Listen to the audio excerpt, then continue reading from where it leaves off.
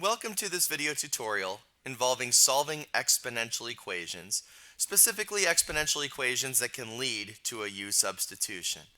And this one might be one that we would initially view as a little bit more tricky, but nevertheless it'll follow the same patterns we've discussed.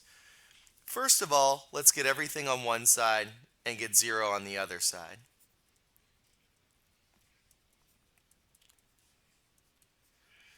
Secondly, let's split up this x plus 3 exponent. That's really going to be 2 cubed times 2 to the x.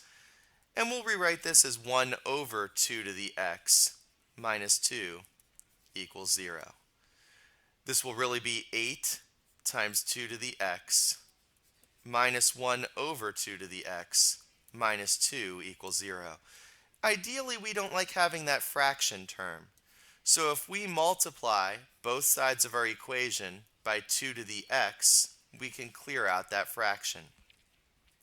This will turn into 8 times 2 to the x squared minus 1, because 2 to the x divided by 2 to the x is just going to be 1, minus 2 times 2 to the x equals 0.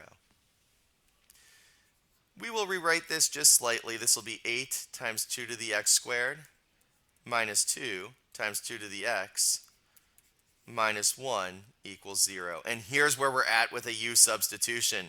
U is going to equal 2 to the x. And then when we make that substitution, we get that 8u squared minus 2u minus 1 equals 0. Again, while a quadratic formula could work, see if it factors first. Since this is going to be a minus 1, we know that one of those will have a minus 1 and one of those will have a plus 1 as the ending term. What if we put a 4u here and a 2u here? Look at that. We'd have 8u squared minus 4u plus 2u. That would be a minus 2u. And then minus 1. So when we solve that, u would be a negative 1/4 or u would be a positive 1/2. We're not done though. We need to solve for x. So this would mean that 2 to the x is equal to a negative 1/4. And when we solve for x here, can 2 to anything be negative? No. If you think about the graph of 2 to the x, it's always got a y value bigger than 0. So you cannot solve that one. There is no solution there. Over on this side, though, if we set 2 to the x equal to 1/2, we're just taking the reciprocal, and the exponent for a reciprocal is negative 1. So in that case, x would equal negative 1 only.